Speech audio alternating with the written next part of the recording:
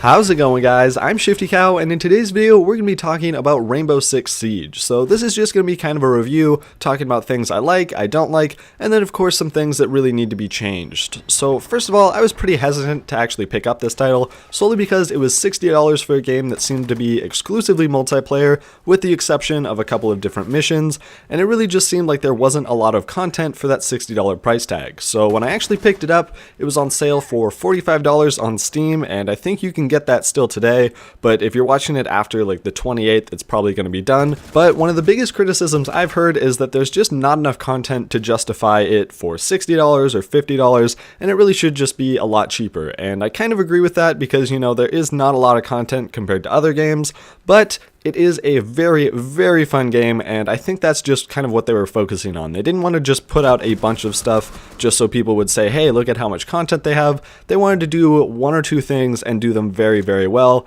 and I think they succeeded. There are a lot of problems, and I'll get to that in a moment, but for the most part, I'm really enjoying my time with this game, and it does have that mentality that once you start playing, you just kind of want to do one more round, and then one more round after that, and after that, you're just going to be playing for several hours, and you won't even notice. Like, it's just a really fun, addictive game to play, and for me personally, that was definitely worth 45 bucks. So anyways, now getting on to some things that definitely need to be fixed is the multiplayer matchmaking system. This thing has just been kind of awful. Now, when I first started, I was able to get into a round, hop in, be playing within like a minute of joining in on the title screen, and it was a pretty nice experience. It didn't seem like there were any problems, and I was able to play pretty much an entire evening without any problems whatsoever. And then the next day, did the exact same thing, except it took like 5 minutes. I ended up having to restart Rainbow Six, had to boot back in, and really it's just kind of inconsistent. The biggest thing that I've had a problem with is trying to create a squad with friends and then join a session with that. I've tried port forwarding, I've tried restarting my system, I've tried doing all these things,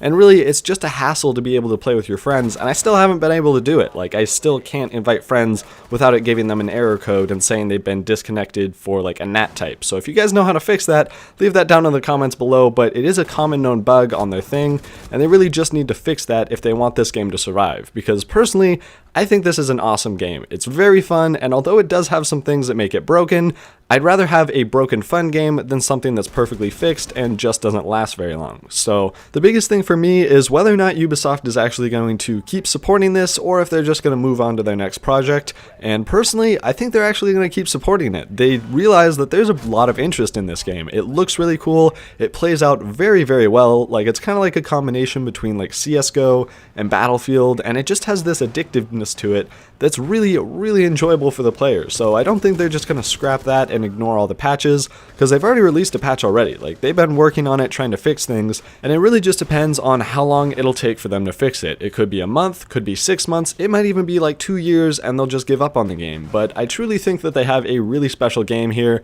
It's got an awesome experience for the player, and it really just depends how many people are willing to stick with it until it's fully fixed and it functions the way it should. So it's kind of just a tough situation where you have a really awesome game idea, but it's just not quite executed perfectly. It plays out really well when you're able to get into a round, but the problem is that it's kind of tough to actually get into that round. So that's kind of what I think of Rainbow Six. It's a really fun game, and I've just been grinding away at it. Like, I really, really enjoy this game, even though it does have some bugs and you do have to kind of restart rounds in order to get in.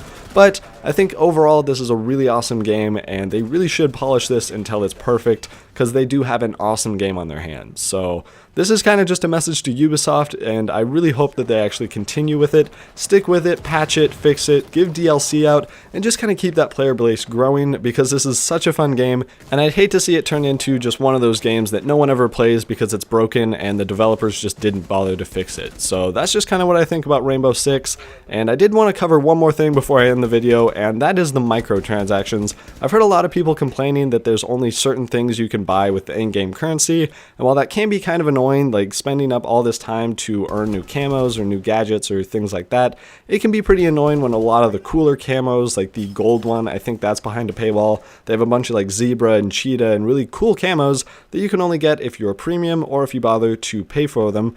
And I think this is honestly a good system, because I'd rather have to pay for something that doesn't matter than then have to pay for something that really does matter, like maps, DLC, weapons, things like that can really split the community if you put them behind a paywall. So I'm really happy to see them going this way, and I'm actually pretty happy that you can pay for skins because there's some really cool ones out there and it does support the game development, so it's just kind of a nice thing, and I really enjoy this type of system. So that's pretty much it for this video, guys, and I did want to say something as kind of a channel note. We're going to try and get a little bit more consistent because we haven't really been posting all that much, mainly because of winter break and, you know, Christmas and the holidays and all that kind of stuff. So as soon as school gets back in, which is going to be about a week, we should be able to get a lot more consistent because some people are out on vacation and it's just been kind of tough to record with everything. So kind of bear with us. We're going to be getting a lot more consistent come this holiday breaks ending or whatever. But anyways, guys, if you did enjoy the video, be sure to smack that like button down below, leave a comment, subscribe, and until next time, guys, stay buttery.